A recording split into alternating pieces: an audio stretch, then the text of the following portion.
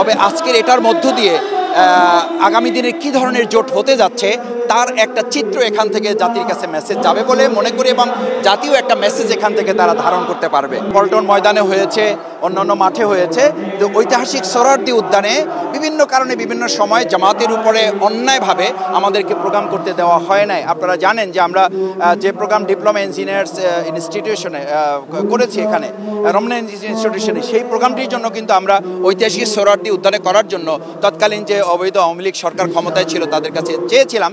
তারা অত্যন্ত অন্যায়ভাবে তারা নিজেরা প্রোগ্রাম করেছে, অন্য অনেক ছোট দলকে করতে দিয়েছে, আমাদেরকে করতে দেয় নাই।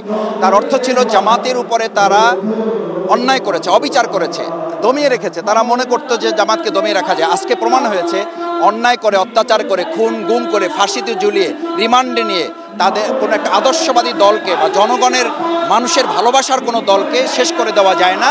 আজকের এই 19 জুলাই 2025-এর এই প্রোগ্রাম গোটা ফ্যাসিস্টদের জন্য, এবং ভবিষ্যতেও যদি কোনো ফ্যাসিস্ট স্বৈরাচার মাথাচাড়া দিতে চায় তাদের জন্য এটা একটা বড় বার্তা হবে যে কোনো দলকে মানে শক্তি প্রয়োগ করে, বল প্রয়োগ করে, ফাঁসি দিয়ে, খুন করে, গুম করে, নির্মম নির্যাতন নিপীড়ন করে, মামলা হামলা রিমান্ড দিয়ে তাদেরকে দমিয়ে রাখা যায় না।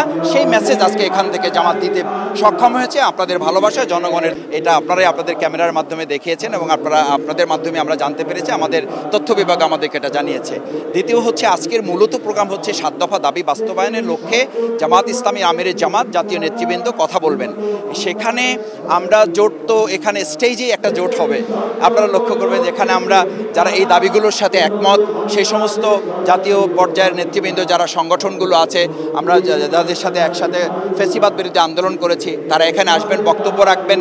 তো আর মানে এই জোটের ব্যাপারটা মূলত যখন আরও সামনের দিকে নির্বাচনের রোডম্যাপ প্রকাশিত হবে বা রোডম্যাপের দিকে আস্তে আস্তে আগাবে, তখন জোটের ব্যাপারটা আরও পরিষ্কার হবে এবং জোট তখন আরও ম্যাচিউরড হবে। সুতরাং সেই জায়গাটা আজকে আমিরে জামাত বা নেতৃবৃন্দের পক্ষ থেকে ডিক্লারেশনের জন্য আজকের প্রোগ্রাম, ব্যাপারটা এরকম নয়। তোর যে রোদও না এবং বৃষ্টিও না, আমরা আল্লাহর প্রতি শুকরিয়া আদায় করি আলহামদুলিল্লাহ। এবং আপনাদের অসম্ভব প্রচারণার মাধ্যমে আপনারা লক্ষ্য করেছেন যে গতকাল রাতেই আমাদের ঐতিহাসিক সোহরাওয়ার্দী উদ্যান কানায় কানায় পরিপূর্ণ হয়ে গেছে।